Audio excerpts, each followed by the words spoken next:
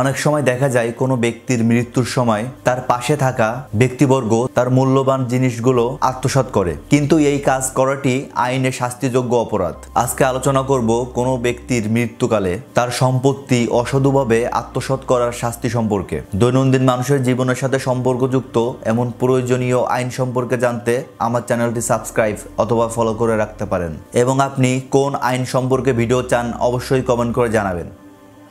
দণ্ডবিধি 1860 সালের 404 নং ধারায় কোনো মৃত ব্যক্তির মৃত্যুকালে তার সম্পত্তি অসাধুভাবে আত্মসাৎ করার শাস্তি সম্পর্কে আলোচনা করা হয়েছে। এখানে বলা হয়েছে, যদি কোনো ব্যক্তি কোনো সম্পত্তি কোনো ব্যক্তির মৃত্যুকালে উক্ত মৃত ব্যক্তির আয়ত্তে ছিল এবং তখন থেকে অনুরূপ সম্পত্তি আইনানুগভাবে তা দখল করার অধিকার সম্পন্ন কোনো ব্যক্তিদের দখলে আসেনি, এই মর্মে অবগত হয়ে অনুরূপ সম্পত্তি অসাধুভাবে আত্মসাৎ করলে, অর্থাৎ কোনো ব্যক্তি যদি আপনার পাশে মারা যায় এবং তখন সেই মৃত ব্যক্তির কাছে মূল্যবান সম্পদ রয়েছে, কিন্তু ততক্ষণে তার পরিবারের লোক অথবা আইনানুগতভাবে তার সম্পত্তির ওয়ারিশগণ সেখানে উপস্থিত ছিল না, এমন পরিস্থিতিতে কোনো ব্যক্তি যদি সেই মৃত ব্যক্তির সম্পত্তি আত্মসাৎ করে, তাহলে উক্ত ব্যক্তির শাস্তি হবে যে কোনো বর্ণনার কারাদণ্ড, যার মেয়াদ 3 বছর পর্যন্ত হতে পারে, এবং তিনি অর্থদণ্ডেও দণ্ডিত হবেন। আর যদি উক্ত অপরাধী উক্ত মৃত ব্যক্তির মৃত্যুকালে তার একজন কর্মচারী বা ভৃত হিসেবে নিয়োজিত থাকে,